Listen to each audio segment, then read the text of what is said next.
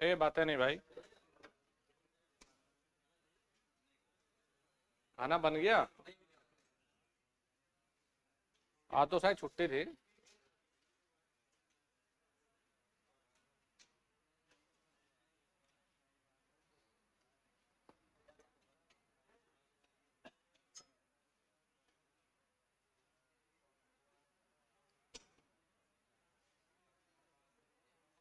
अरे भाई, आवाज आवाज सही है? अरे चेक करना जरा, आवाज वगैरह देखो एक बार, चेक करके प्रॉपर आ रही है कि नहीं।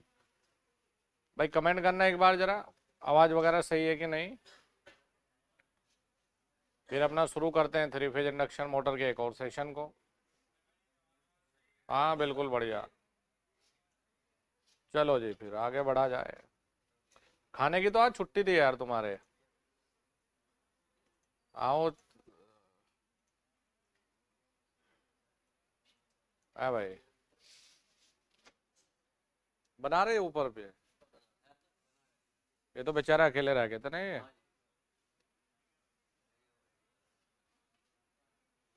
मैं सोच रहा 1 तारीख से बंद कर देंगे, मतलब झंझट है फालतू का। एक तो बेचारा ये कुक बेचारा।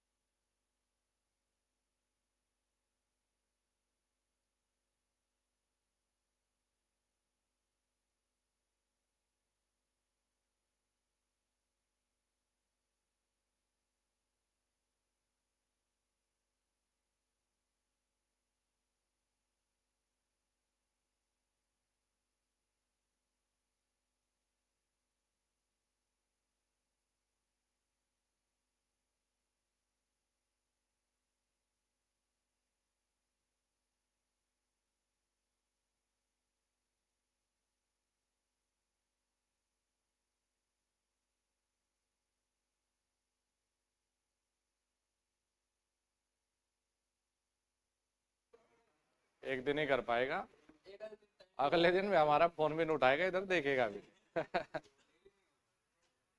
1-2 दिन हो जाता है दोस्त, ये डेली नहीं होता।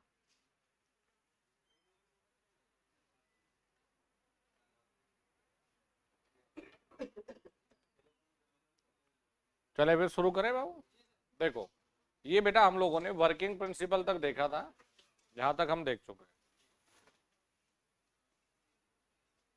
देखो जो एनएस हमने लिया है, एनएस दिया गया है यहाँ सिंक्रोनस गति,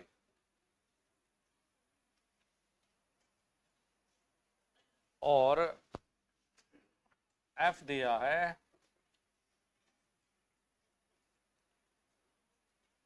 स्टेटर आवृत्ति, स्टेटर सप्लाई आवृत्ति।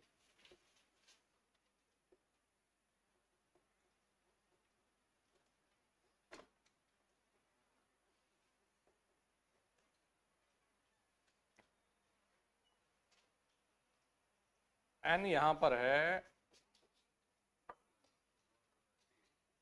रोटर गति, और बेटा रोटर गति को ही हम जानते हैं मोटर गति।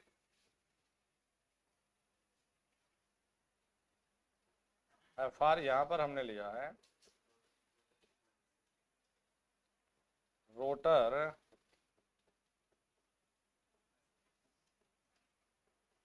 आवृत्ति। आपको एक चीज और सिखा दूं कि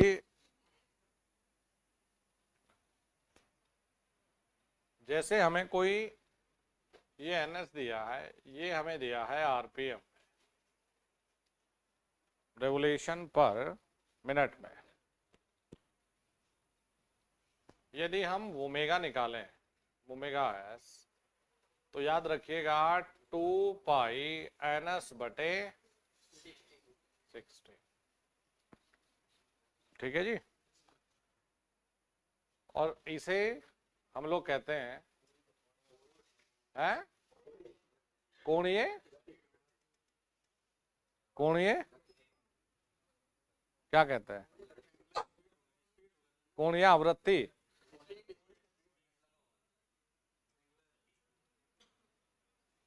इसे कहेंगे कोणीय गति, और ये आता है रेडियन पर सेकेंड। जब हम आवृत्ति लिखते हैं ना तो 2πf होता है दोस्त, वो कोणीय आवृत्ति होती है, कोणीय गति है। देखो अगर ये मान लिया जो ns है ये रेवोल्यूशन पर सेकंड में है, यानी स्मॉल ns ले लेता है, ठीक है सिंक्रोनस गति, लेकिन एक आरपीएम में था और एक आरपीएस में है। तो बेटा ये हम लोग लिखते हैं 2π/ns, यूनिट क्या बनेगी? रेडियन पर सेकेंड। तो यदि हम लोग मिनट वाली को रेडियन पर सेकंड में बदलेंगे तो 2π/ns/60, और सेकंड वाली को बदलेंगे तो सिर्फ 2π/ns करना है। ये होती है कोणीय गति की कहानी। यानी आरपीएम को रेडियन पर सेकंड में या आरपीएस को रेडियन पर सेकंड में बदलने का तरीका था, और कुछ नहीं भाई। आपको ये कहा जाए 1000 आरपीएम है तो रेडियन पर सेकंड में गति कितनी होगी? तो 2π/ns या 2π गुणा 1000/60। इतना भयंकर लॉजिक बता दिया तो मैं ये। अरे भाई अगर आरपीएम में कोई चीज दी जाए तो आसानी से इसको रेडियन पर सेकंड में बदला जा सकता है। क्या करना है? 2π/ns/60 करके। यदि आपको कहा जाए कि 200 आरपीएस में गति है, 200 आरपीएस में गति है, और इसे बदलना है आप लोगों को रेडियन पर सेकंड में, तो हम लोग सीधा लगाएंगे 2π/ns। देखिए जी एक शब्द होता है स्लिप गति। स्लिप गति का मतलब होता है भैया ns-n, और ये आरपीएम या आरपीएस में लिखी जाती है भाई। ये हमने अभी स्लिप नहीं कहा, हमने कहा स्लिप गति। तो यदि स्लिप गति पूछता है तो स्लिप गति अंतर होता है सिंक्रोनस गति और मोटर की गति का। अब यहां पर एक शब्द आता है जी स्लिप, जिसे लिखते हो एस से, और ये होता है बेटा ns-n/ns। और भाई इस फॉर्मूला पर हमारे न्यूमेरिकल बनते हैं अनलिमिटेड। स्लिप ज्ञात कीजिए तो ns-n/ns। अगर बेटा इसे हम हल करें तो देखिए जी एस ये रहा है, ns को यहां लाए, ns-n।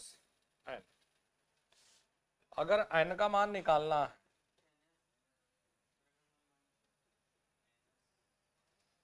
भाई ये लिखेंगे 1 - s इंटू n। यदि आपको स्लिप दे दिया जाए s और ns दे दिया जाए तो आसानी से मोटर की गति ज्ञात की जा सकती है n बराबर 1 - s इंटू ns करके। लिख लिया हो तो आगे चला जाए।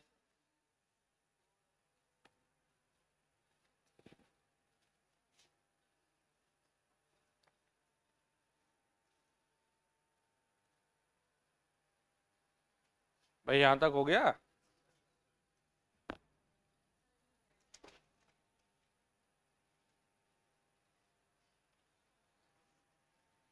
ऐसा लिखिए जरा, एक न्यूमेरिकल करके देखते हैं सिर्फ इन दो चीजों पर, स्लिप पर और एन पर।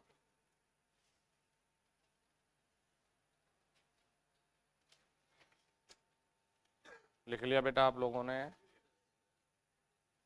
थोड़ा जल्दी जल्दी से लिखिए।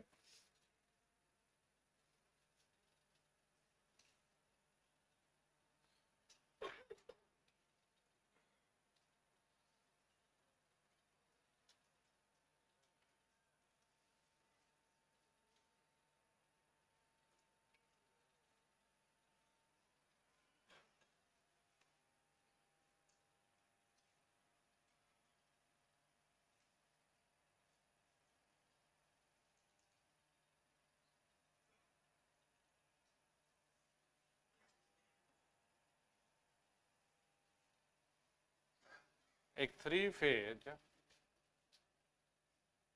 4 पोल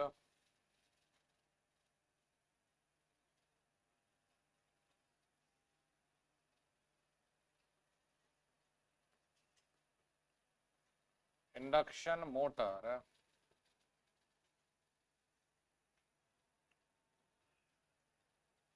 1460 आरपीएम पर चलता है तो स्लिप ज्ञात कीजिए।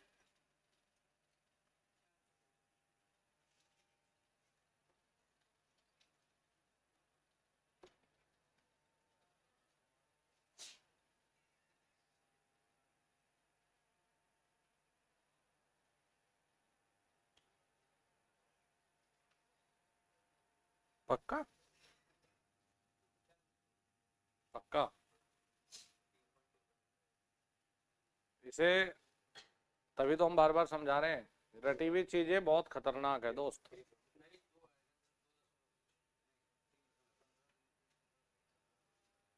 दो दशमलव समथिंग आएगा दोस्त, तब कहते हैं कि जल्दबाजी शैतान की है।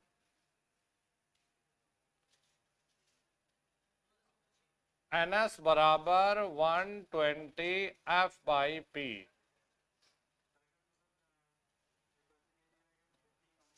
हाँ जी बिल्कुल, स्टैंडर्ड फ्रीक्वेंसी इंडिया की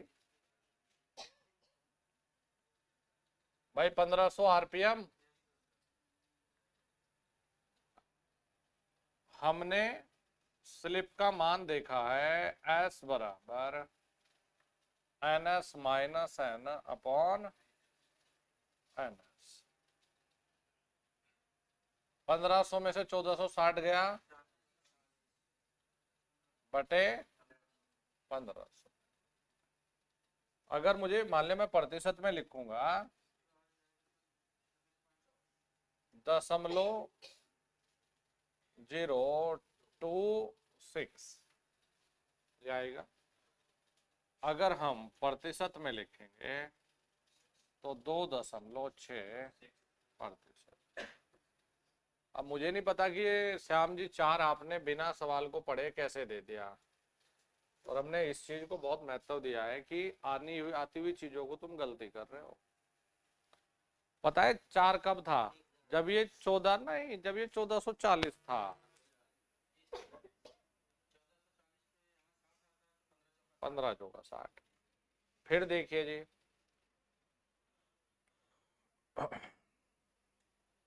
आगे चलते हैं।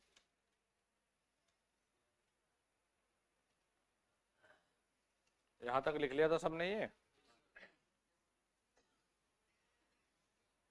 तब देखिए बेटा,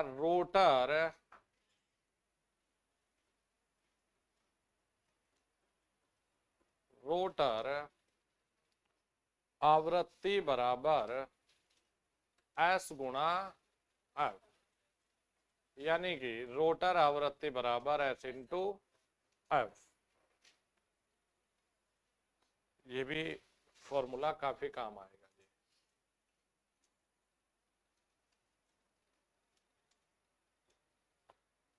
इसमें ये स्लिप का मान आ गया भाई। अगर इसी सवाल में हम लोग ये कहते हैं कि FR का मान भी बताइए, तो S इंटू F यानी 0.026 गुणा 50, यही मिलता आपको। कितना आ गया? 1 पॉइंट।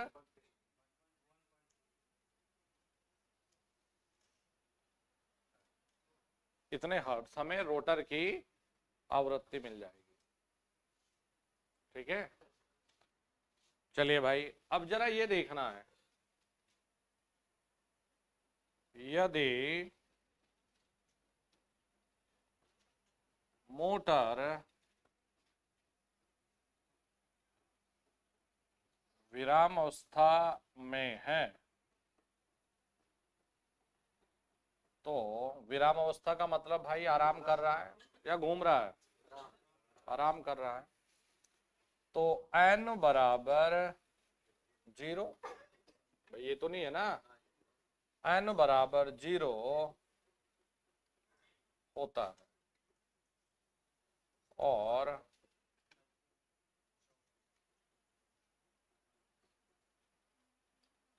इस स्थिति में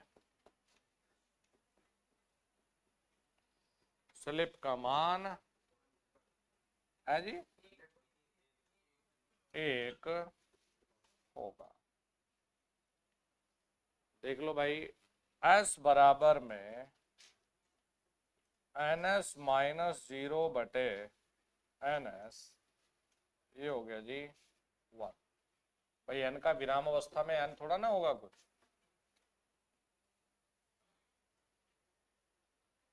दूसरी चीज, यदि मोटर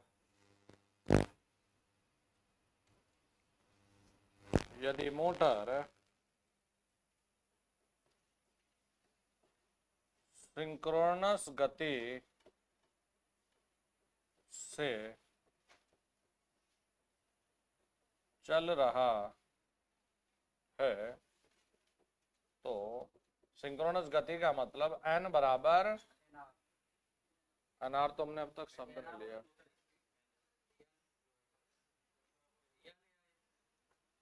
यदि सिंक्रोनस गति से चल रहा है तो n बराबर ns। nr तुम गलत बोल रहे हो, फिर बोलो nr बराबर ns।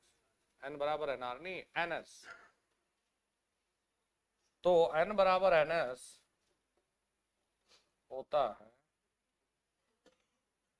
और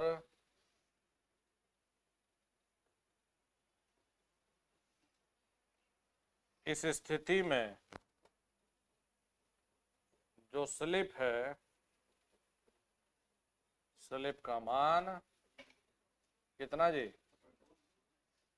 0 होगा। सिंक्रोनस गति पर स्लिप का मान कितना? 0।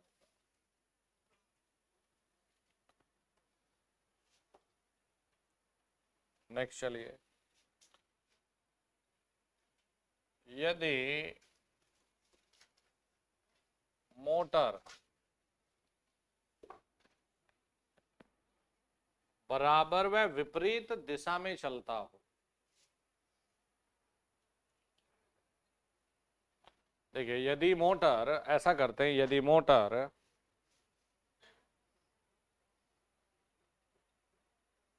विपरीत दिशा में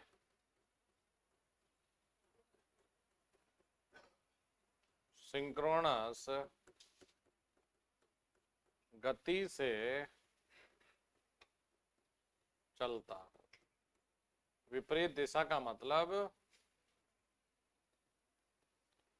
और n बराबर माइनस ns चलता हो तो इस स्थिति में स्लिप का मान, तो स्लिप का मान 2 होगा। चाहे तो निकाल के देख लो। ns माइनस, ns का मान क्या है दोस्त? माइनस ns बटे, तो बेटा ऊपर हो गया 2ns बटे ns, कितना आ गया बेटा? 2।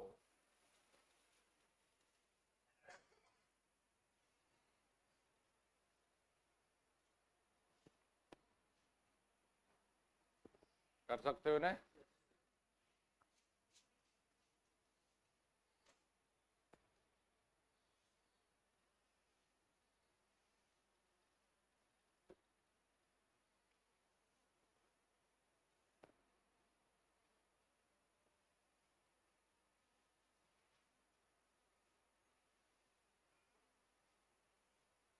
चले भाई आगे बढ़े।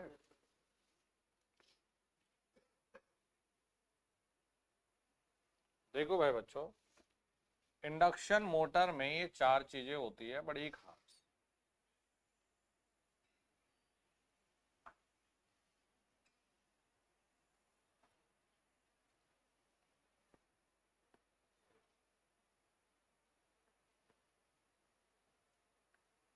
भाई सापेक्ष गति निकालना आता है आपको?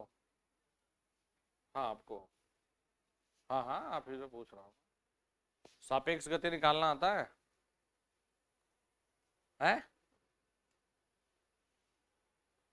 सापेक्ष गति निकालना आता है, रिलेटिव स्पीड कहते हैं जिसको। पहली बार सुना है क्या? सुना तो है। ITI कब किया? और 10वीं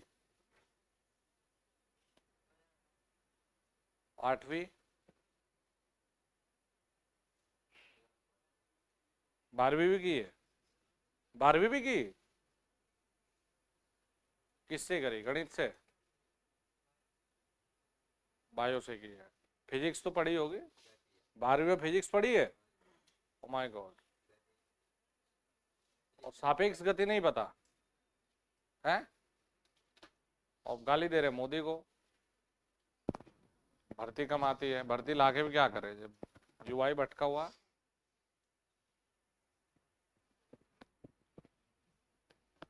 कोई 10वीं कराओ, 10वीं नहीं शायद, सापेक्ष गति तो 6ठी 7वीं से बताने लगते हैं। जब मैं अभी भी फिजिक्स में मोशन वोशन पढ़ा रहा था तो तब भी आता। जब 6ठी क्लास में मोशन को इंट्रोड्यूस करते हैं, 7वीं में थोड़ा सा और एडवांस जाते हैं, 8वीं में फिर हम लोग गति की समीकरण ने पढ़ने लग जाते हैं। तो सापेक्ष गति तो हमने कई बार बताते हैं, हम लोग हमसे ही पढ़ लिया होता फिजिक्स। आज ही हम पढ़ा चुके सापेक्ष गति, इसे ही पढ़ लेता। हमने चल के भी बताया, एक दो को और ढूंढ सकते हैं हम। आपको आती है? हाँ, नहीं नहीं, अरे वो लड़का समझ गया, वो समझ गया। आपको आती है ना पक्का? चश्मे वाले को ही बोल रहा हूँ मैं। हाँ हाँ, तुम्हें ही बोल रहा हूँ, जिसके दिल में आवाज है कि गुरुजी ने तुम्हें बुलाया है, मतलब उसे ही बुलाया। तो बताओ जी, आती है? है? आती है। एक रेलगाड़ी V1 स्पीड से चल रही है और उसके विपरीत दिशा में दूसरी V2 से चल रही है, सापेक्ष गति क्या होगा? बातें नहीं।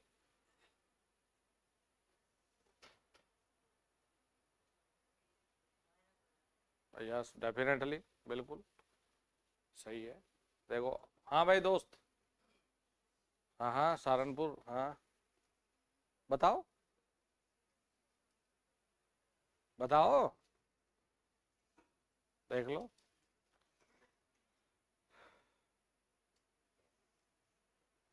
ओए छोटू, तुझे आती है? हाँ देखा, आँखियों से गोली मारे गाना खतरनाक है ना।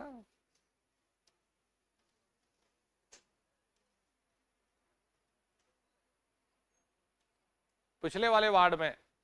हाँ हाँ हाँ, नहीं छोटू के बराबर में जो है। अरे समझ गया, वो सुदामा के बराबर में। आती है पक्का? अभी इसने जो बताया वो गलत था। अब वो बताएगा ना, उसने जो बताया ऐसे ही बता।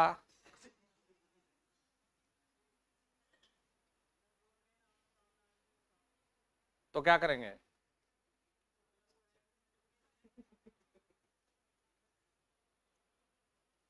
बैठो बैठो। देखिए यार, इस बार का एग्जाम तो तुम्हारे लिए बड़ी दिक्कत है। अगले वाले को खराब मत करना, पढ़ लेना। और मैं तो ये संशय में हूं, मैं, मुझे ये दिक्कत नहीं है कि तुम्हें नहीं आ रहा, मुझे ये दिक्कत है कि तुमने 12वीं पास कैसे कर ली यार। मुझे ये दया आ रही है। अरे उसके पूछ रहा हूं मैं, तूने तो सही बताया। मका कहीं मैं सोच रहा है? मैं इनकी बात कर रहा हूं, क्योंकि ये जो चीज आप पढ़ रहे हो ना, तो बहुत बड़ी बात होगी फिर। तुम्हें पहले छठी से अपने फिजिक्स, आप अपने जनरल गणित और साइंस ये उठा के पढ़ने चाहिए। और मैंने उस भाई को उस दिन भी कहा था, समझाया था कि गणित क्यों 10वीं या जो साइंस वाइंस की किताब होती है उनको एक एक घंटा पढ़ोगे, जरूरी है, नहीं तो हंसेगा कोई तुम्हारे ऊपर। किसकी तैयारी कर रहे, TG2 की? तो अपने जबरदस्ती की मजाक मत बनवाओ दोस्त, क्योंकि सापेक्ष गति हो गया। अब मैं गति की समीकरण तो पूछी नहीं तुमसे, ये भी पूछ सकता था, अभी नियम भी पूछ सकता था, मैं ग्रोह के केपलर के नियम भी पूछ सकता हूँ। तो पढ़ना चाहिए ना, ये बेसिक चीजें है दोस्त। अब देखो सापेक्ष गति नहीं बता पा रहे तुम। देखो यार, ये चार चीजें है दोस्त। स्टेटर की बॉडी, फ्रेम व्रेम, ये घूमता है क्या? ये तो नहीं घूमता भाई। हाँ, 0 RPM का मतलब है नहीं घूमता, बिल्कुल सही। स्टेटर का फ्लक्स तो घूमता है, मतलब चलता है। कितनी गति से दोस्त? ns से।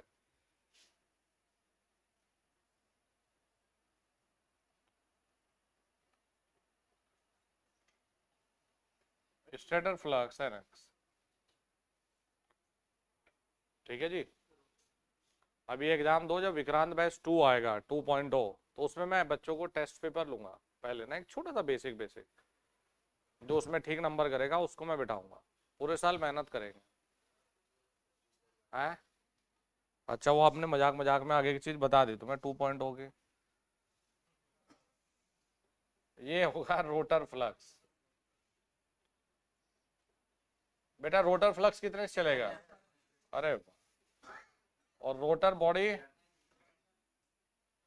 जो रोटर बॉडी है, अरे एन और एन आर अलग है क्या? तुम ए मान लो, बी मान लो, सी मान लो, उसमें क्या दिक्कत है? अच्छा, ये आप लोगों को ये भी बताया कि ये देखो सब चीजें, ये भी सेम है, ये भी, अरे सेम डायरेक्शन में है दोस्त। अच्छा जी, बात ये करेंगे हम कि सापेक्ष गति बतानी है। जब समान दिशा में कुछ चीज चले तो सापेक्ष गति मतलब माइनस होना है ना। तो अगर मैं ये कहूं कि रोटर फ्लक्स व रोटर बॉडी में सापेक्ष गति, बताओ जी। अरे एक ns पर है, दूसरा n से चल रहा है, तो ns माइनस nrpm। बेटा यदि आपने ये चार चीज बना ली ना, जैसे आपको सवाल पूछे तो रटना मत, इन्हें फटाफट खींच के अब ये देखना कि एग्जामिनर ने पूछा क्या। एग्जामिनर ने आपसे पूछा कि रोटर फ्लक्स रोटर बॉडी में सापेक्ष गति बताइए, ns माइनस है।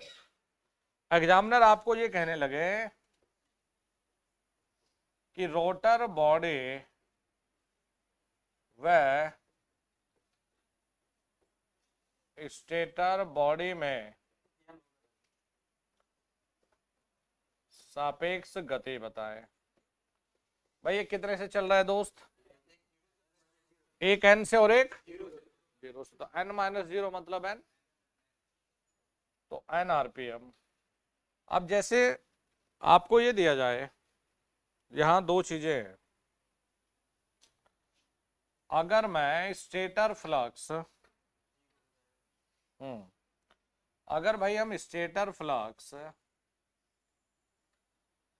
और रोटर फ्लक्स के बीच पूछते तो 0 लिखते। अरे ns माइनस ns मतलब 0, और वही तो हम अभी सीख के भी आए हैं कि दोनों फ्लक्स के बीच की जो सापेक्ष गति हो तो शून्य है। तो ये आपको कई बार बिना मेहनत के नंबर दे देगा, लेकिन ये याद होना चाहिए। स्टेटर बॉडी खींच लो, स्टेटर फ्लक्स ns, फिर हमें पता है रोटर फ्लक्स उतने से चलेगा ns, और उसके बाद में रोटर बॉडी n। जो पूछा है वो निकाल के बताओ। ऐसा जरूरी नहीं है कि यही पूछे, आपको हो सकता है कि स्टेटर फ्लक्स स्टेटर बॉडी के बीच में बताइए, आप कहेंगे ns है भाई, ns माइनस 0 मतलब ns है। एक तो ये रहता है, बना लिया सबने। नहीं नहीं, बना लो इसको, खींच लो यार। चाय बोल के आना अंकल को।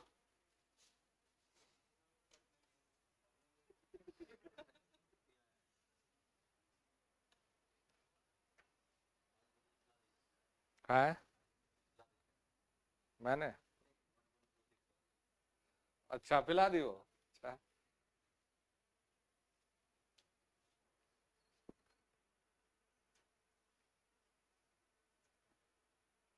अरविंद बाबू, सही चल रहा माहौल?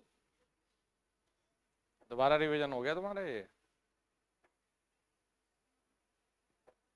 हाँ भाई, यार सिंह, अब तो और फिट हो गया होगा दिमाग में।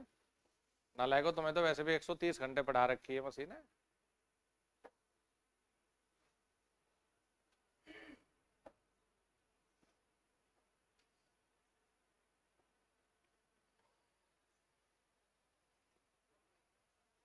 हो गया भाई बाल मुकुंद जी, वेरी गुड।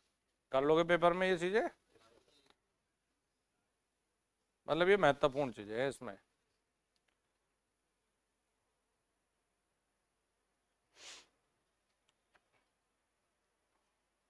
जैसे हम लोग अब इंड्यूस्ड ईएमएफ भी सीख लेते हैं ना। अभी ट्रांसफार्मर में इंड्यूस्ड ईएमएफ पढ़ते हो? पढ़ते हो जी? चलो फिर यहाँ भी पढ़ लेते हैं। जैसे स्टेटर में इंड्यूस्ड ईएमएफ पढ़ना है, रोटर में इंड्यूस्ड ईएमएफ हमें सीखना है या पढ़ना है।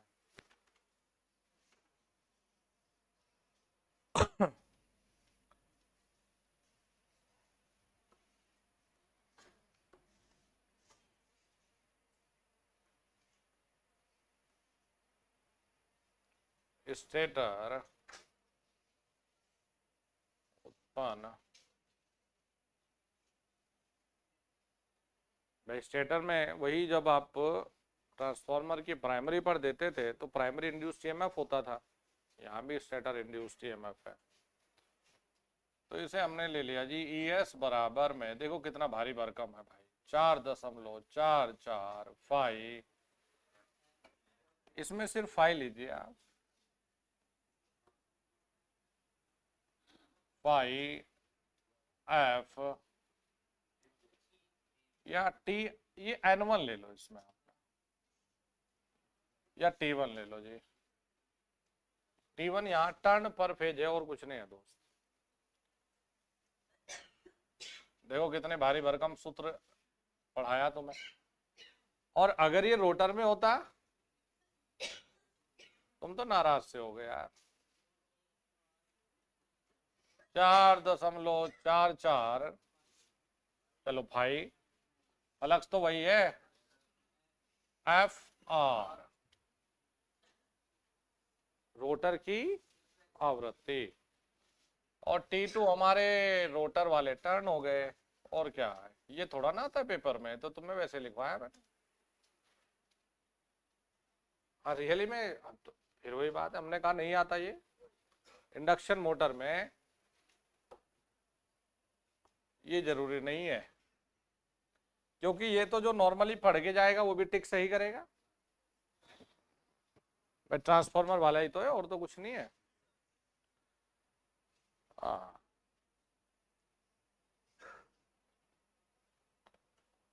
तो चलिए भाई दोस्त, चलते तुल्य परिपथ पर। देखो जी कितना भयंकर टॉपिक है तुल्य परिपथ, इक्विवेलेंट सर्किट।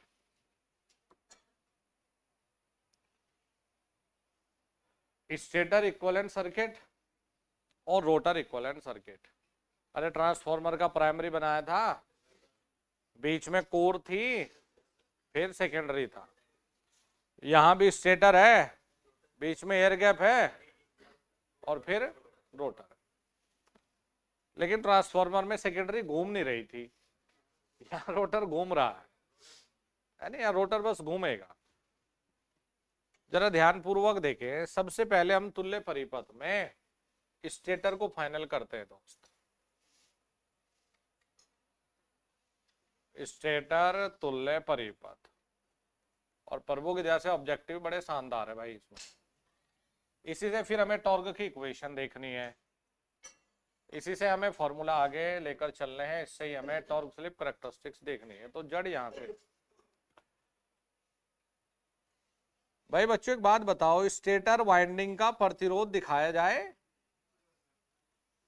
अच्छा जी, स्टेटर वाइंडिंग में लीकेज भी हो रहा होगा जो ट्रांसफार्मर में था। तुम ये कहोगे कि अरे सर ये तो पुराने कॉपी हो गया।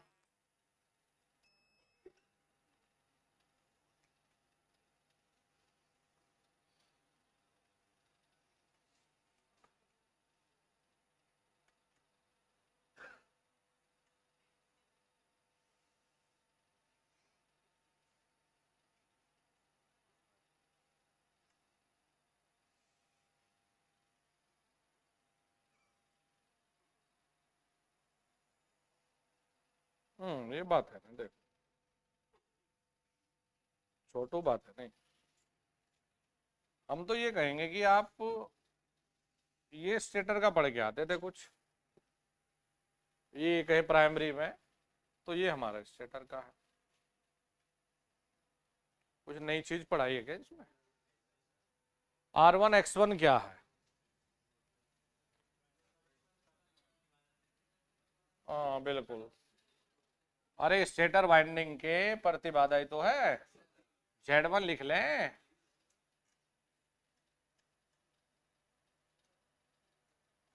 ये स्टेटर का प्रतिरोध है, ये स्टेटर के लीकेज के कारण रिएक्टेंस था। Z1 क्या है? स्टेटर प्रतिबाधा।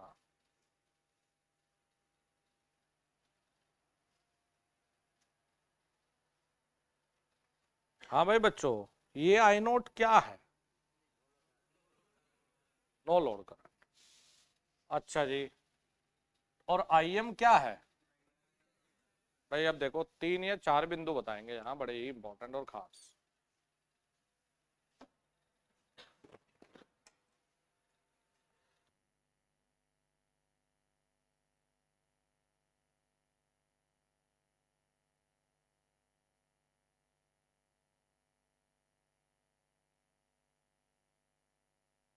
जो काम स्वयं कर सकता है उसे बहुत अच्छे से कर सकता है। हम देखो पढ़ा सकते हैं, लेकिन ये नहीं बना सकते।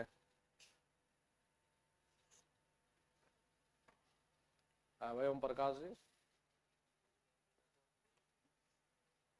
नहीं खाना तो बना लेते हैं, लेकिन इतनों का थोड़ा ना बनाएंगे, हम पढ़ाएगा कौन?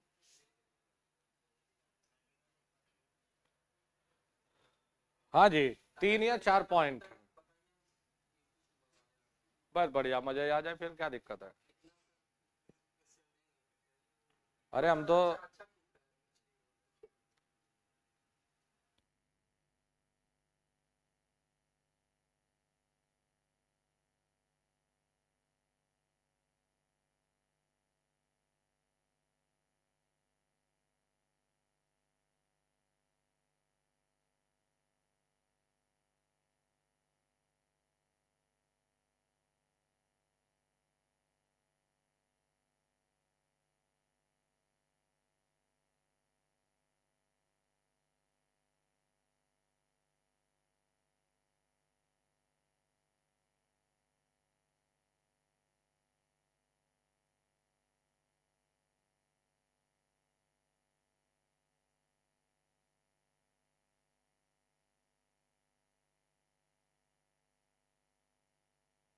दिक्कत नहीं है।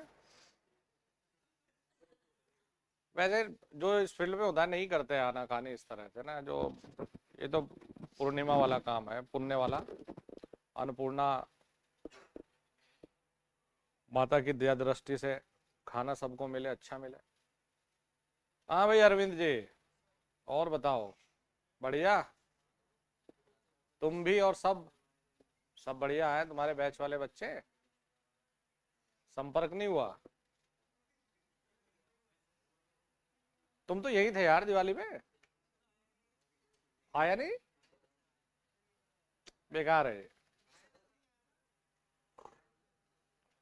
भूल जाता हूँ यार मैं। बुलाओ बुलाओ। आओ जी, देखो हम तुम्हें 3 4 बिंदु बताते हैं। एक बहुत मस्त वाला सवाल ये है, देखो ट्रांसफॉर्मर में जो बेटा आईएम होता है ना, वो कम था मैग्नेटाइजिंग करंट, क्योंकि वहां मैग्नेटिक फ्लक्स सेटअप हो रहा था कोर के माध्यम से, यहां मैग्नेटिक फ्लक्स एयर गैप के माध्यम से है, तो इसीलिए आईएम का मान ज्यादा होता है इंडक्शन मोटर में। ठीक है, इसी आईएम के कारण आई नोट का मान ज्यादा आता है इंडक्शन मोटर। तो इसी को थोड़ा सा पहले आगे बढ़ाएंगे हम लिखते हैं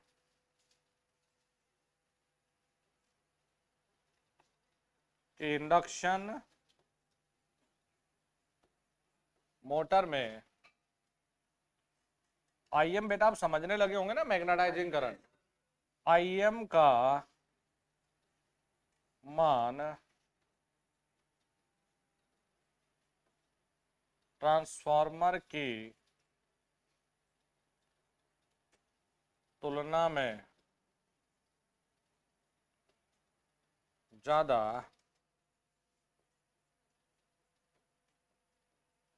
होता है। इंडक्शन मोटर में आईएम का मान ट्रांसफार्मर की तुलना में ज्यादा होता है। ये कई बार पूछ लेता है कि मैग्नेटाइजिंग करंट इंडक्शन या ट्रांसफार्मर किस में अधिक है, तो इंडक्शन में ज्यादा है। अब ये भी लिख लो यार कारण, क्योंकि इंडक्शन मोटर में एयर गैप मैग्नेटाइज होता है तथा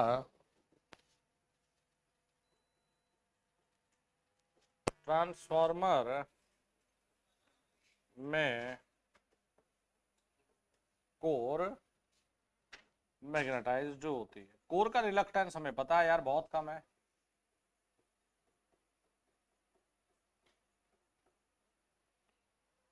आईएम का मान अधिक होने के कारण ही आईएम का मान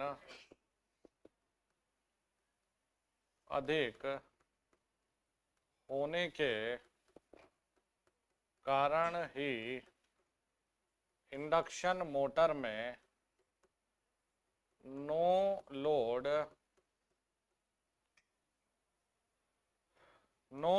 धारा आई नोट बहुत अधिक होती है।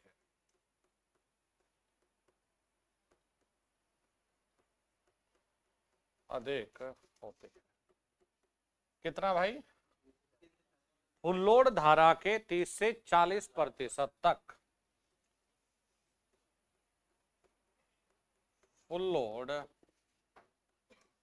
धारा के 30 से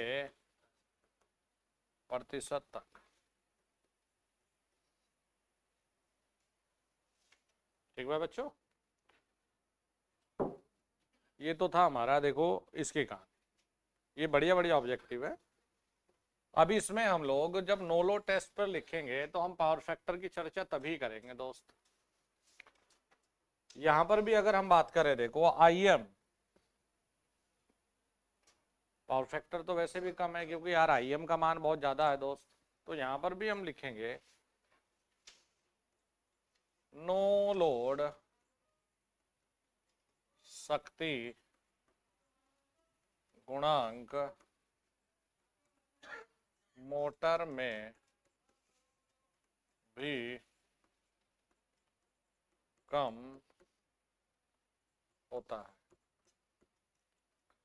नो लोड शक्ति गुणांक मोटर में भी कम होता है, वही अपना 0.2 0.3 के आसपास बेटा, 0.2 0.3 के आसपास। तो यहां तक तो मेरे हिसाब से सही होगा। ये स्टेटर की कहानी है यार बच्चों। ठीक है जी, अब नेक्स्ट लेते हैं, देखिए रोटर तुल्य परिपथ। रोटर तुल्य परिपथ,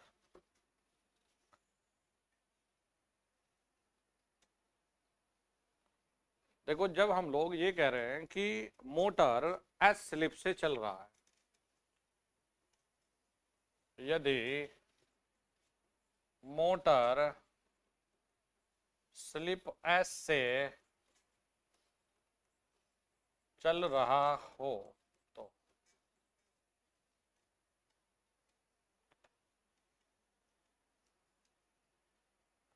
अरे रोटर में बताओ क्या क्या चीजें थी या सेकेंडरी पे? रेजिस्टेंस और रिएक्टेंस। तो भाई ये मान लिया R2 और एक था हमारा X2। देखो बेटा मुझे एक बात बताओ, जो स्लिप है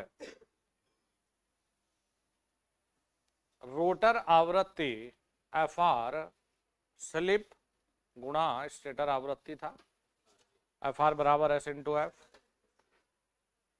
मुझे क्लियर ये बताओ कि रोटर में उत्पन्न होने वाली जो वोल्टेज है वो रोटर आवृत्ति के हिसाब से होगा? अबे यार अभी तो लिखाया था फॉर्मूला।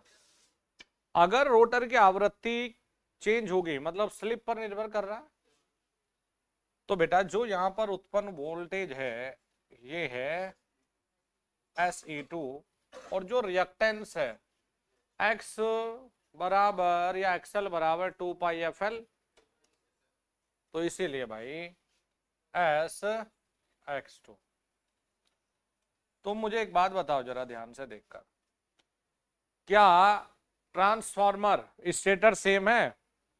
रोटर में सिर्फ एक ही तो चीज है, ट्रांसफार्मर में सेकेंडरी पर लोड हुआ करता था और यहां सेकेंडरी शॉर्ट है,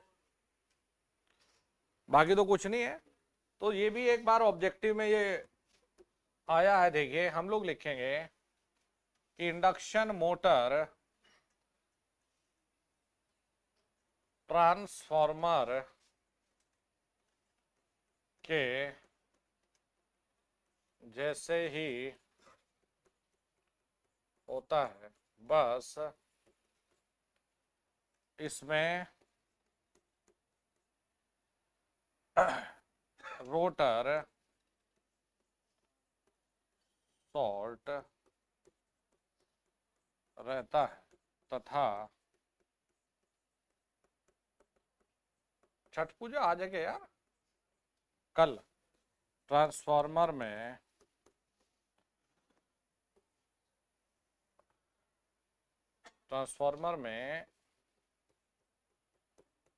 द्वितीयक साइड पर लोड लगाते हैं।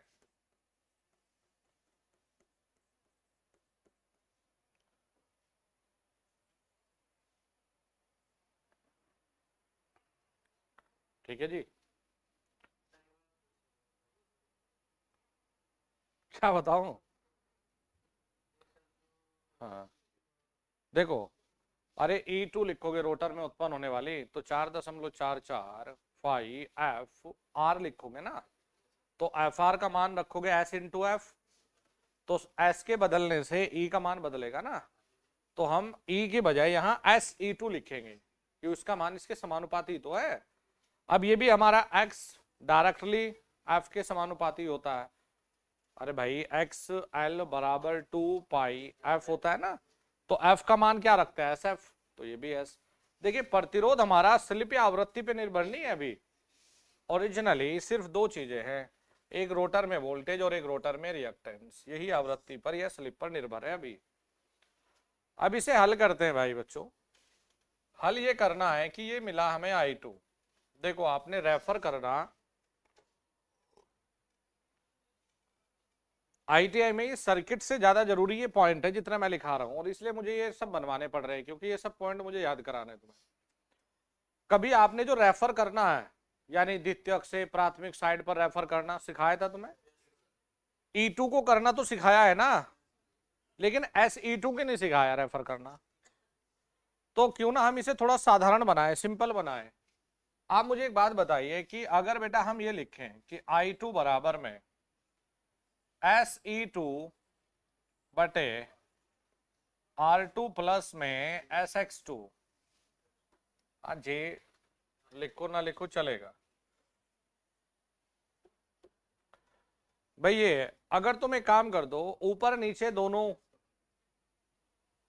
एस से डिवाइड कर दो, तो I2 बराबर में E2 बटे R2 बटे S प्लस में X2। यार ये दोनों एक ही तो है, लिखने का तरीका अलग बना दिया। तो आपने कहा जी हम एक काम कर सकते हैं, इसे हम कुछ ये भी बना सकते हैं। देखो जी, हम यदि इन सभी इकाई में S से डिवाइड कर लेते, तो यहां S से डिवाइड करते तो E2 आ जाता, यानी रोटर पे वोल्टेज। यहां रिएक्टेंस में करते तो ये X2 हो जाता दोस्त, और यहां अगर करते तो ये हो जाता R2 बाई S। ये दोनों सर्किट एक ही है, लेकिन हम इसे आसानी से इस तरफ रेफर कर सकते हैं। मतलब E2 को हमने सीखा है ना, E1 बटे E2 बराबर के, कुछ ऐसा पढ़ाया आपको या A पढ़ाया होगा। तो ये याद रखना है कि हम S को ट्रांसफर नहीं कर सकते, लेकिन हम E2 को जरूर कर सकते थे। अब एक बात बताओ कि एक बहुत बढ़िया ऑब्जेक्टिव है, बड़ा शानदार सा, छोटा सा है, टिक लगाने को आता है। यदि तुम R2 बटे S को दो टुकड़ों में तोड़ोगे, R2 बटे S को क्या R2 plus R2 1 upon S minus 1 लिख सकते हो तुम हल करके देख लो, R2 बाई S ही आएगा। देख लो हल करके। अरे R2 बाई S को दो टुकड़ों में तोड़ लेते हैं यार, भाई यही तो आएगा। R2 बाई S को लिखने का ये भी एक तरीका है। तो हमने ये कहा जी हम एक काम भी तो कर सकते हैं,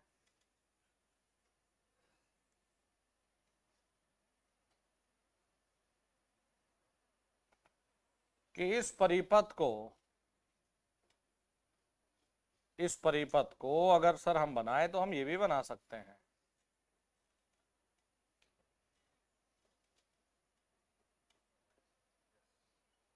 ये पेपर में आ चुका दोस्त,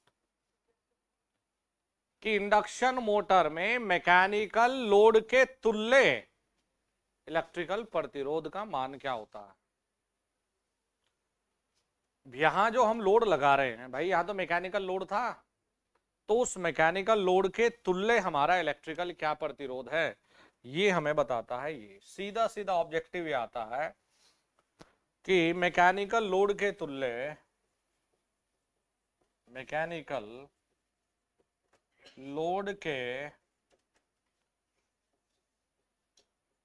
प्रतिरोध R2 1 upon S minus 1।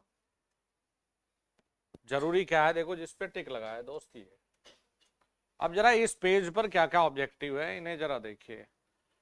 Stator में आपको याद रखना है कि Im का मान इंडक्शन में ज्यादा होता है और ट्रांसफार्मर में कम होता है, क्योंकि इंडक्शन में कोर के थ्रू नहीं, एयर गैप के थ्रू आएगा, और ट्रांसफार्मर में कोर के थ्रू। फिर यहां जरा देखो, Im का मान अधिक होने के कारण ही Im में या इंडक्शन मोटर में नो लोड धारा I0 बहुत अधिक होती है। कितनी होती है दोस्त? 30 से 40। नो लोड शक्ति गुणांक मोटर में भी कम होता है, ये ऑब्जेक्टिव है। रोटर के तुल्य परिपथ से जरा याद रखिएगा कि ट्रांसफार्मर और इंडक्शन मोटर में सब चीजें सेम है, बस इंडक्शन में द्वितीयक पर लोड लगा है इलेक्ट्रिकली, और यहां पर हम द्वितीयक को शॉर्ट कर रहे थे क्योंकि यह मैकेनिकल लोड है। अब मैकेनिकल लोड के तुल्य प्रतिरोध क्या है दोस्त, ये रहा important term, R2 1 upon S minus 1। ठीक है जी। अब आसानी से इस रोटर परिपथ को आप ट्रांसफर कर सकते हैं स्टेटर की तरफ। अगर चाहे तो कर सकते हैं, नहीं चाहे तो मत करिएगा। ये 4 से 5 ऑब्जेक्टिव है जो हमारे सिंपली बोर्ड पर है, जितने भी अंडरलाइन है ये सब ऑब्जेक्टिव है। हाँ जी सुमित जी, क्या हुआ आज? बड़ा उदास सा लग रहा है।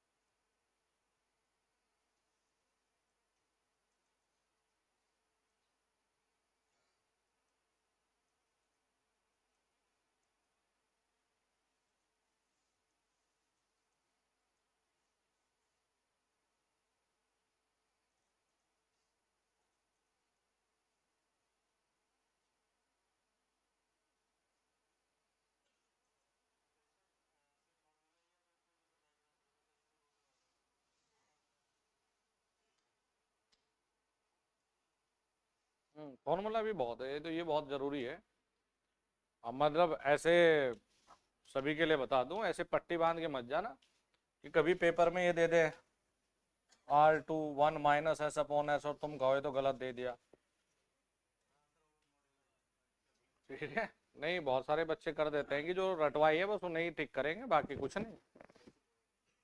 तो ये गड़बड़ मत कर देना दोस्त। चले जी।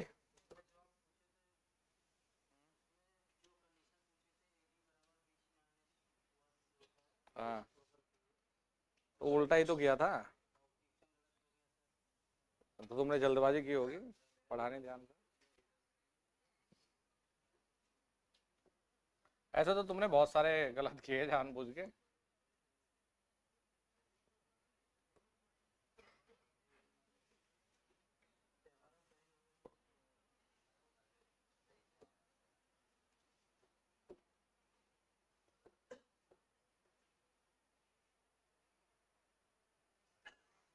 क्या हुआ इसमें?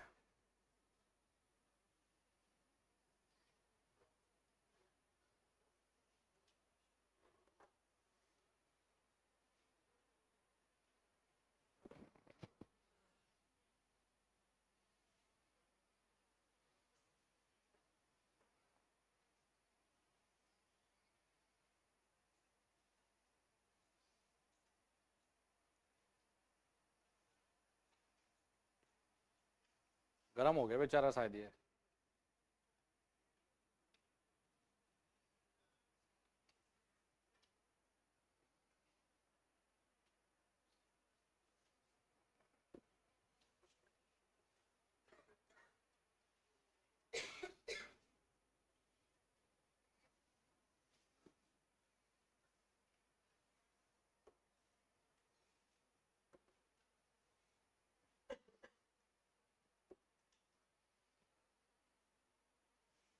तो ये जो चीज अभी हम समझा रहे थे, जरा यहाँ आ जाओ।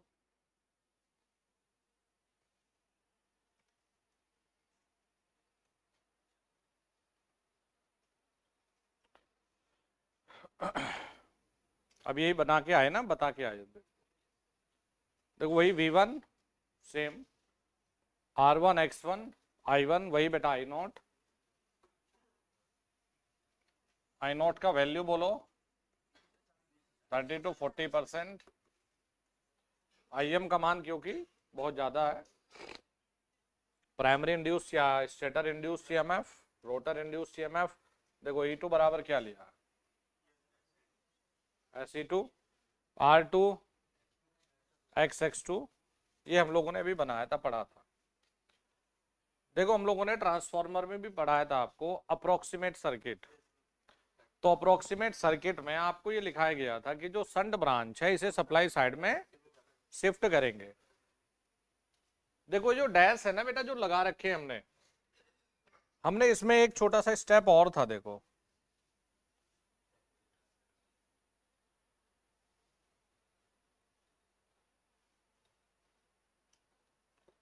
छोटा सा स्टेप ये था इसमें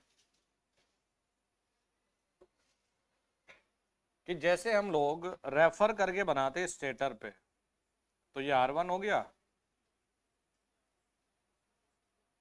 ये X1 हो गया, I0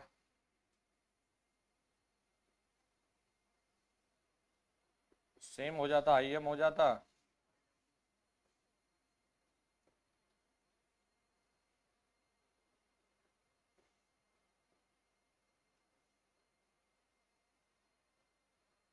देखो भाई, यदि आप स्टेटर से या कहें रोटर से स्टेटर की तरफ लाते तो ट्रांसफॉर्मेशन रेशियो के हिसाब से कर देते, लेकिन वहां आपको ये नहीं करना कि आपके A² ये सब ड्रामे में करें। आप सिंपली रखिए कि डैश का मतलब है रेफर टू स्टेटर साइड। तो यदि हम लोग X2 को करते तो ये हमने कहा जी X2 डैश है। यदि हम R2 को करते तो ये हो गया R2 डैश। यदि हम वेरिएबल को कर लेते हैं कि भाई जो वेरिएबल लोड हम लोगों ने बना रखा है वो था हमारा R2 डैश 1/S-1। ये और ये लिखने का तरीका सेम, मतलब क्वांटिटी सेम है, लिखने का तरीका उसने एलसीएम लेके लिख दिया, जो कि मैं बता ही रहा था। ठीक है जी। ये हमारा referred to, yes, refer to stator side है दोस्त। अब यदि हम अप्रोक्सीमेट की बात करते हैं तो हमने ट्रांसफॉर्मर में लिखा हुआ है बड़ा ही क्लियरली कि शंट ब्रांच को सप्लाई की साइड में शिफ्ट कर देना। तो अप्रोक्सीमेट इक्विवेलेंट सर्किट का मतलब देखो यही है हमारा कि जो शंट ब्रांच है यहां से हटाकर इसे हम लोगों ने ये शिफ्ट कर दिया। इसने डिनोट किया है, देखो आई म्यू कर दिया है इसने, और कुछ मतलब नहीं है, हम आई एम ही पढ़ के आए हैं दोस्त, और ये हमारा आई डब्ल्यू ही है, बाकी कुछ नहीं, इसने डिनोट अलग कर लिया चित्र में। तो यदि हम लोग शंट ब्रांच को सप्लाई साइड में शिफ्ट कर लें तो हमें बेनिफिट ये मिल जाता है कि देखो जी R1 और ये सभी सीरीज में हो गए और X1 और ये सीरीज में हो गए, तो सर्किट को हम हल कर सकते थे, बस ये फायदा था और कुछ नहीं था। तो अगर हम ऑब्जेक्टिव की बात करें तो वही ट्रांसफार्मर का सेम है कि अप्रोक्सीमेट सर्किट से क्या समझते हो, तो आप कहोगे जी शंट ब्रांच को सप्लाई साइड में शिफ्ट कर देते हैं और कुछ। ठीक है भाई।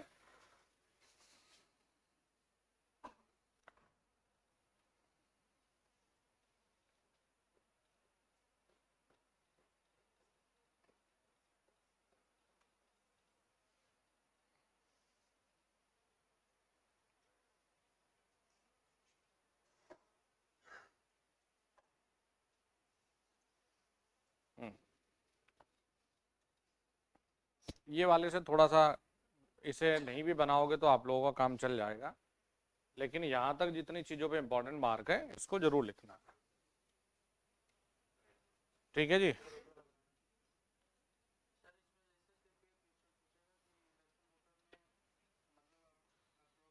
हाँ।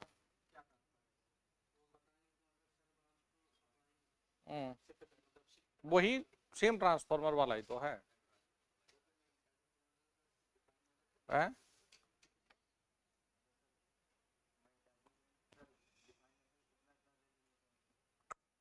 एयर गैप बढ़ाओगे तो मैग्नेटाइजिंग बढ़ेगा, कैसी बात है?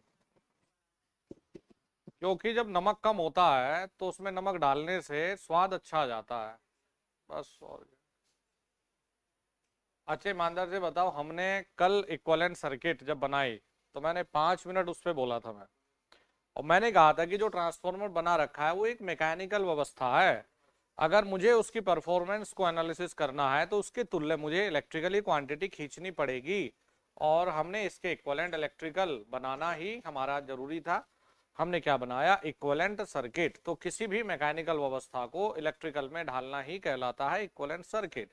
अगर मैं इक्विवेलेंट सर्किट नहीं बनाता तो ना तो मैं एफिशिएंसी पता कर पाता, ना मैं लॉसेस पता कर पाता, ना ही मुझे नो लोड करंट पता होता, ना ही मुझे मैग्नेटाइजिंग करंट पता होता, मुझे कोई मतलब नहीं था। तो परफॉर्मेंस को एनालिसिस करना इसके लिए जरूरी है इक्विवेलेंट सर्किट।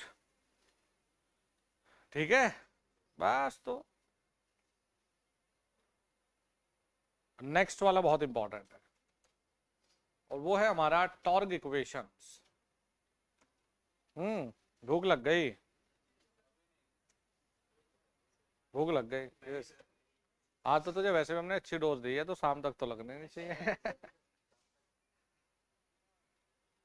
चाय पिला दी नहीं 1.26 वाली? अरे यार हमें तो पिलाई नहीं, हम भी तो गए थे यार। हाँ हाँ। और ये पूछा नहीं देखो। अरे तेरे तो विरोध में था मैं।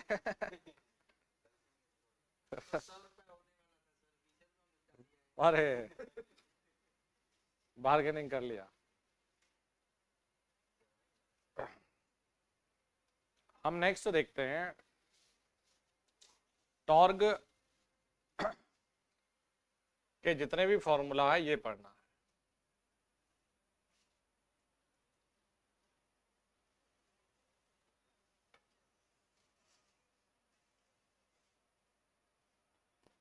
देखो यार ये सब ना जो मैं लिख रहा हूं,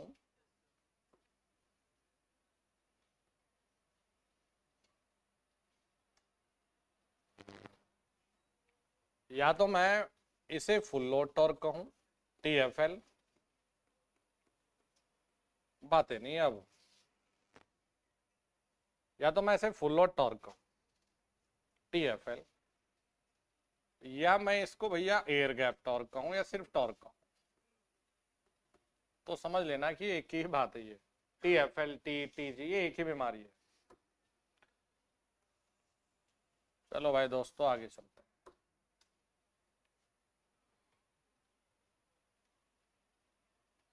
T बराबर में 1/,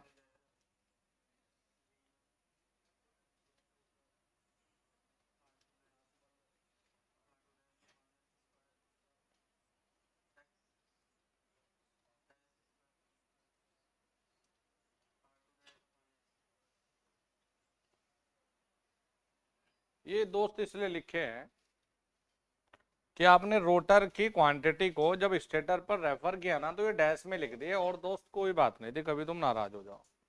अगर आप लोग इन्हें डैश के बिना भी लिखेंगे तब भी चलेगा, मतलब ऐसा नहीं है। फोन किसका बज रहा है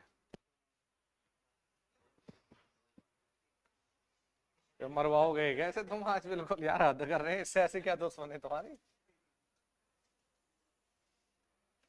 देखो बेटा, यदि आप इसमें डैश नहीं भी लगाओगे तब भी चलेगा। अब कुछ बच्चे सोच रहे होंगे सर ये आया कहां से, है ना, दिमाग में तो रहता ही है। नहीं है क्या? वो मना कर रहा है कि नहीं है दिमाग में, कि आया कहां से। इच्छा है तो देखो बता देते हैं। ओरिजिनल में हमने कहा ना, या तो TG लिखो, TFL जो मर्जी लिखिए, ये तीनों एक ही है। क्या कहेंगे इसे हम? Full load torque.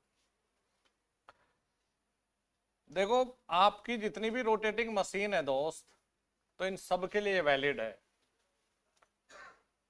पावर बटे स्पीड, यानी कौन सी? कोणीय गति।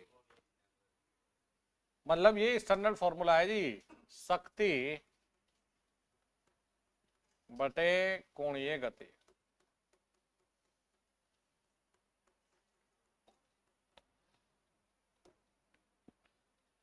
ये है जी TG बराबर में PG बटे ओमेगा S। PG मतलब पावर।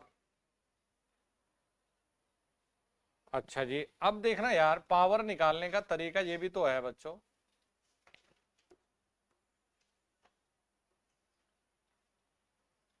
PG बराबर में I2 स्क्वायर R2/S।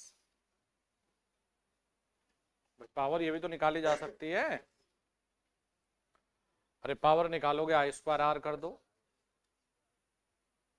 भाई, एक्स में तो कोई पावर लॉस है नहीं। तो ये जो PG है इसे कहा गया है दोस्त रोटर इनपुट पावर। अभी आएंगे इस पर भी। रोटर इनपुट शक्ति। तो ये PG अगर है तो TG बराबर यार I2 स्क्वायर R2/S और ओमेगा S। तो ये बताना जरा, जो ये टॉर्क होता है क्या ये रोटर करंट के स्क्वायर के समानुपाती है? होना भी चाहिए क्योंकि ये ऑब्जेक्टिव है दोस्त। जो टॉर्क होता है वो हमारा करंट के स्क्वायर के समानुपाती है। ये जो सूत्र है, इस सूत्र से TG समानुपाती वोल्टेज का स्क्वायर भी तो देख पा रहे हो। तो या तो बेटा आप करंट का स्क्वायर कहिए या वोल्टेज, ये दोनों के स्क्वायर के समानुपाती है। अच्छा भाई बच्चों एक बात बताओ, यदि हम ऐसा कुछ नहीं कि सर आपने डैश क्यों लगा दिया, मैं अगर आप कहें तो हम कंफ्यूज हो तो लो हम हटा भी देंगे। बस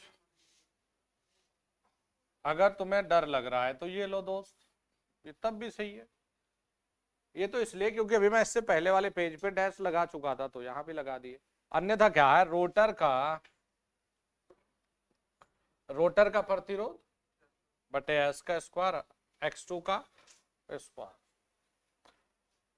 ये हमें टीजी एयर गैप कहाँ था, स्टेटर के आउटपुट पे और रोटर के इनपुट पूरा एयर गैप था, तो वहां पे ये टॉर्क मिला। और देखो वहां ओमेगा एस दोस्त इसलिए लिखा है क्योंकि एयर गैप में ये फ्लक्स सिंक्रोनस गति से चल रहा था। तो ये तो होता है जी फुल लोड टॉर्क का सूत्र। ये दोस्त हमें जो मिलता है ये मिला है अभी सिंगल फेज के लिए। कोई बच्चा ये कहे कि सर हमने तो 3 फेज पढ़ रहे हैं, तो अगर एक में 3 है तो 3 में 9 होता है और कुछ नहीं। अगर एक फेज में 3 न्यूटन मीटर का टॉर्क है तो भाई 3 और ज्यादा ताकत लगाएंगे। तो यदि आप इसे 3 फेज में लिखोगे तो भाई घबराने की जरूरत नहीं, क्योंकि ये जल्दी याद हो जाएगा तुम्हें। 3 बटे omega S V1 square R2 बटे एस का स्क्वायर प्लस x2 का स्क्वायर गुणा R2 बाई, ये लीजिए, ये है 3 फेज।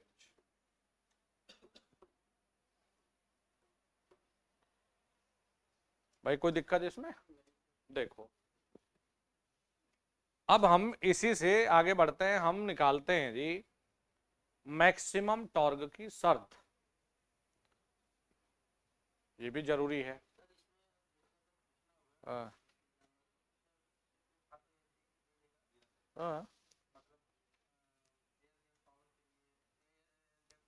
एयर गैप टॉर्क या फुल लोड टॉर्क लिखेगा, सूत्र पूछेगा आपसे, बताइए, या ये पूछेगा कि फुल लोड टॉर्क किसके समानुपाती होता है, तो जैसे ए में दे देगा आई यानी करंट के स्क्वायर के समानुपाती, बी में देगा वोल्टेज के स्क्वायर के समानुपाती, सी में कहेगा ए और बी, और डी कहेगा कोई भी सही नहीं।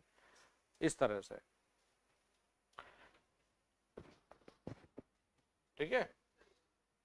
देखो आपको शक्ति निकालनी है कुल मिलाकर, तो पीजी निकालने का सिर्फ यही तरीका नहीं, पीजी निकालने का तो ये भी तरीका है। यदि आप देखें E2I2 cos θ2, हमें तो पीजी निकालना है। अगर पीजी निकाल दिया, पीजी बटे ओमेगा एस करोगे तो बात बन जाएगी, क्योंकि शक्ति बटे कोणीय गति करनी पड़ेगी तभी जाकर टॉर्क मिलेगा। याद रहेगा? देखो याद रखना पड़ेगा, क्योंकि इसके बिना आप इंडक्शन की परफॉर्मेंस नहीं पढ़ सकते। कुल मिलाकर ये वाला जो एक सूत्र है, ये सबकी आगे कहानी की जड़ यही है बेचारा। तो नेक्स्ट आप चलेंगे अधिकतम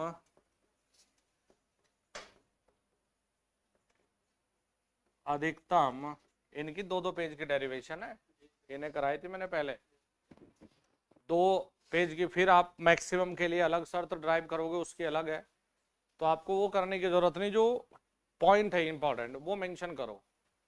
अधिकतम टॉर्क की शर्त,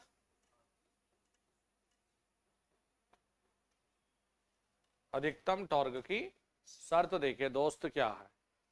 तो ST मैक्स हमने जो लिया है ना, वो हमने लिया है अधिकतम टॉर्क पर स्लिप।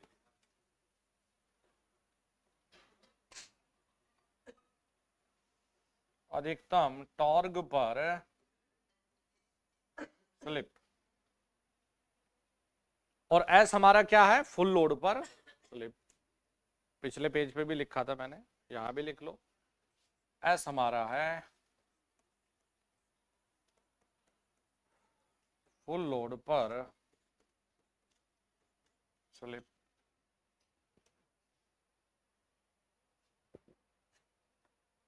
तो भैया ये आता है ST मैक्स बराबर में R2 बटे, और डैश लगाओ ना लगाओ, रेजिस्टेंस बटे रिएक्टेंस।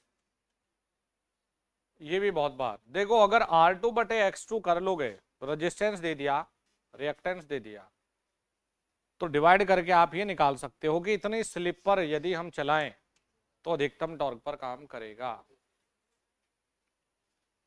ठीक है। अच्छा बच्चों एक बात बताओ कि यदि हम ये कहें, इसी से थोड़ा आगे चलते हैं, हमने ये कहा कि R2 बराबर X2, बोलना भाई R2 बराबर X2, तो एसटी मैक्स का मान कितना है जी? 1 आया। और स्लिप का मान 1 कब होता है? शुरुआत में।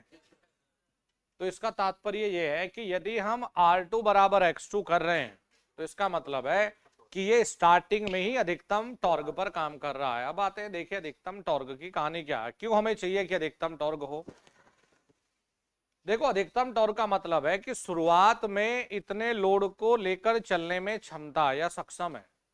अगर टॉर्क कम है स्टार्टिंग में तो वो कम लोड के साथ में स्टार्ट होगा। यदि स्टार्टिंग टॉर्क अच्छा है तो वो ज्यादा लोड को लेकर स्टार्ट होकर चलने में सक्षम है। हमें इसलिए स्टार्टिंग टॉर्क हाई चाहिए। मान लिया हम ये कहते हैं कि हमने इलेक्ट्रिक ट्रेन में लो स्टार्टिंग टॉर्क वाली मोटर लगा दी।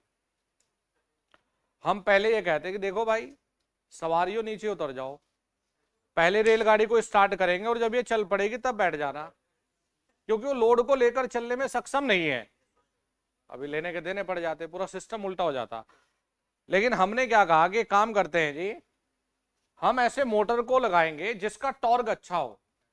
तो जरा सोचो, यदि हम R2X2 के बराबर कर दें तो हमें मैक्सिमम टॉर्क का मान शुरुआत में मिल जाएगा। यानी कि शुरुआत में ये बहुत अच्छे लोड को लेकर स्टार्ट हो सकता है। तो हम लोग कहेंगे कि इस स्थिति में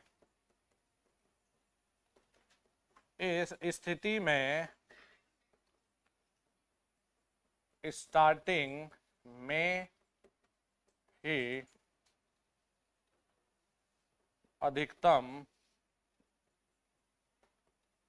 टॉर्क मिल जाएगा। इस स्थिति में स्टार्टिंग में ही अधिकतम टॉर्क मिल जाएगा।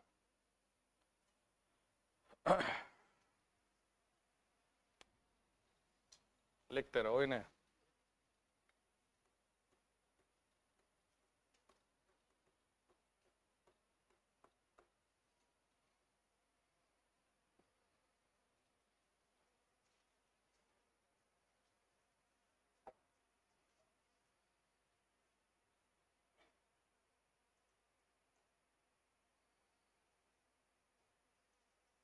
हो गया भाई?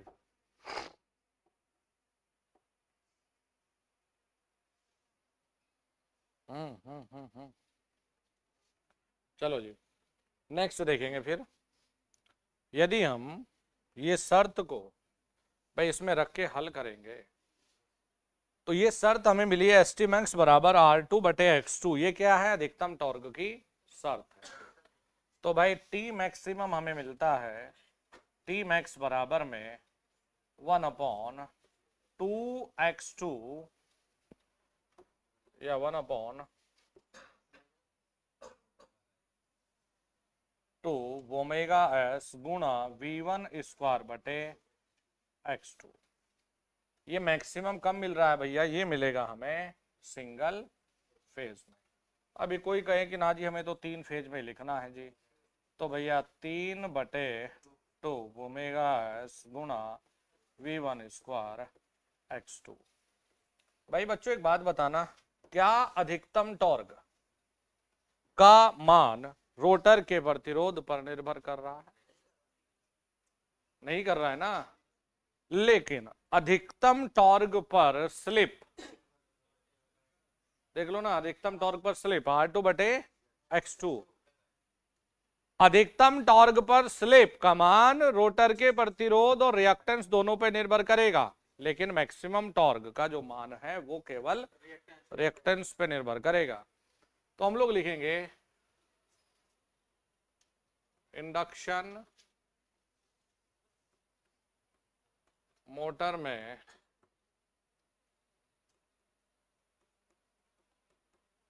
अधिकतम टॉर्क का मान रोटर के प्रतिरोध पर निर्भर नहीं करता है। इंडक्शन मोटर में अधिकतम टॉर्क का मान रोटर के प्रतिरोध पर निर्भर नहीं करता। फिर नेक्स्ट है अधिकतम टॉर्क पर स्लिप का मान रोटर के प्रतिरोध पर निर्भर करता है।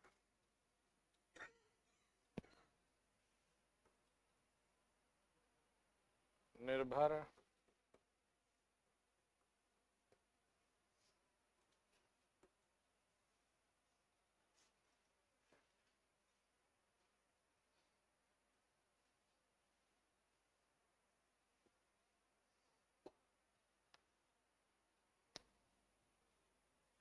ठीक है जी।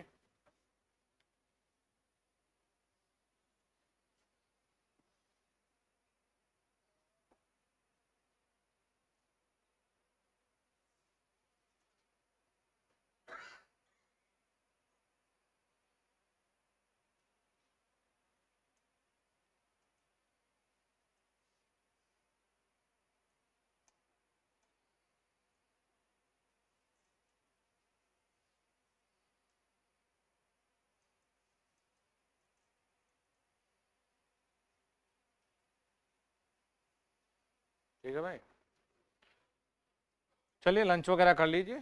ठीक है, हाँ लंच वगैरह कर लो, बाद में सब टीचर भी खाना खाएंगे भाई। बस अभी अपडेट कर देंगे, 2 बजे के आसपास से शुरू कर देंगे। 6 बजे, वही 2 बजे के आसपास से। मेरी एक क्लास है ना बीच है।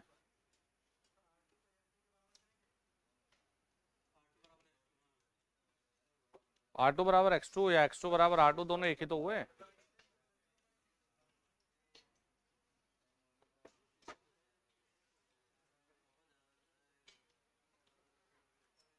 दोनों एक ही तो है,